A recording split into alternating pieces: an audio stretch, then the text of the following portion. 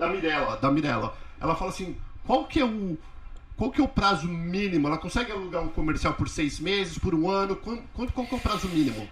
Antes da pandemia, o mínimo eram 3 anos, tá?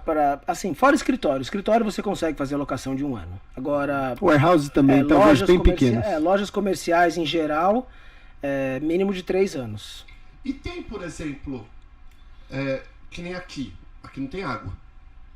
Aqui no canal Perguntas, não tem água no escritório, a gente tem que sair fora do escritório. Então eu não poderia colocar o quê? Não poderia colocar um cabeleireiro aqui, um barbeiro.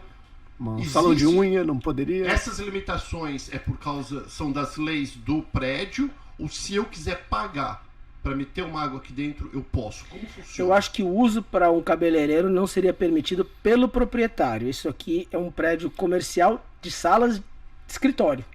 Então você não poderia trazer um inquilino. Eu sou o proprietário aqui. Você é o proprietário? Esse pedacinho aqui eu sou. Aí você tem que ver as normas do condomínio, o que é permitido e o que não é. Em via de regra, um complexo que nem esse, eles não vão permitir um uso diferente de uma sala comercial de escritório. Em via de regra, mas cada proprietário tem as suas próprias regras. Então não tem uma... É sempre assim. E é até legal falar sobre isso. Como proprietário, se eu sou um proprietário, existe 1 milhão deve ter uns 30, 40 escritórios aqui, deve ter. São 2 andares, né, nesse pedacinho meu. Então, quando você fala o proprietário, todos nós somos proprietários. Então, você está falando de quem exatamente? É o condomínio, né? Deve ter uma associação que rege as regras do condomínio. Como de casa, exatamente. É os condos doc, né? Que nem no residencial, quando você compra um apartamento, tem os condo docs. Aqui também tem. E ali tem os do's and don'ts. Né, que pode e o que não pode. Pode e o que não pode. Vocês estão entendendo a importância de vocês terem um profissional que vai com vocês? Porque eu vim aqui sozinho, eu não vou falar pro cara que tá me alugando o que eu vou fazer, ou talvez ele pergunte, mas o cara vai querer me alugar. Assinei o contrato, eu vou descobrir que eu não tenho água. Eu nem reparei que tinha água, como não vai ter água no negócio? E eu preciso fazer a unha, que eu vou fazer um coisa de manicure, e precisa ter água. E agora eu me ferrei. Na verdade tem até como puxar a água aqui, mas para fazer um negócio de manicure, eu acho que o proprietário teria perguntado para você o que você vai fazer antes. O condomínio? O condomínio. Ou o proprietário, se for alugar, no caso. Se for alugar, no caso, isso que eu tava falando, né? Então, assim, ele quer saber o que vai ser feito ali dentro, primeiramente para ver se não vai ter competição dentro do prédio dele, como a gente já também mencionou, né? Não vamos alugar para um café, se já tem um café aqui dentro. Hoje tem um inquilino me pagando aluguel faz 10 anos aqui, tudo certo, eu vou pôr uma competição para ele?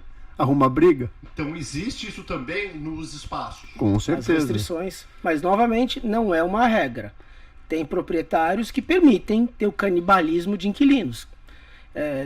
A maioria dos proprietários, eles preservam os inquilinos que eles já têm no imóvel. Um bom exemplo, assim, por exemplo, o Publix não vai deixar ter uma loja de cerveja. Não, bakery também não. Padaria nunca vai conseguir alugar um espaço para fazer uma padaria onde tem um Publix. Por isso que nunca vai ter uma padaria brasileira do lado do Publix. Não tem como. Porque tem a bakery lá dentro.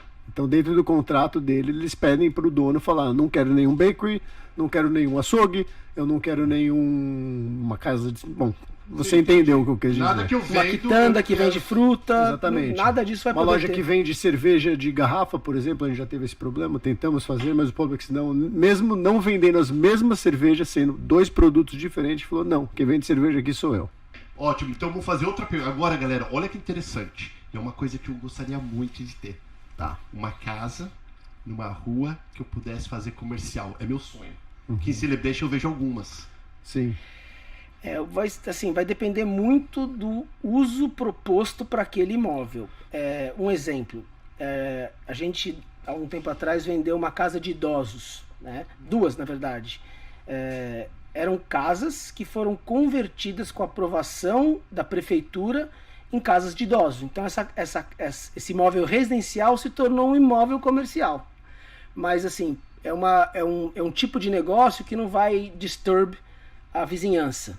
São casas de idosos que, sabe, não tem tanto tráfego de entra e sai de gente, não tem barulho, Então, assim, são poucos os usos que seriam permitidos para você converter uma residência numa Porque no propriedade Brasil, comercial. eu vou começar a cortar cabelo. Você já corta na sala ali mesmo, já Então, mete uma placa lá na rua. Na verdade, assim, vamos falar que você achou uma casa muito legal ali em Winter Park, eu quero fazer o meu negócio ali, o que a gente faria? A gente vai ver o zoneamento da propriedade, vai ligar na prefeitura, perguntar, essa casa aqui está zoneado para residencial, quais são as possibilidades dela, existe como talvez trocar o zoneamento para comercial, e aí se existir a gente precisava descobrir qual o caminho para apresentar lá na cidade o projeto e ver se o board da cidade aprovaria isso e aí talvez transferia para uma propriedade comercial. Existe um caminho para tudo. Muitas vezes tem a associação dos moradores que tem que participar dessa decisão.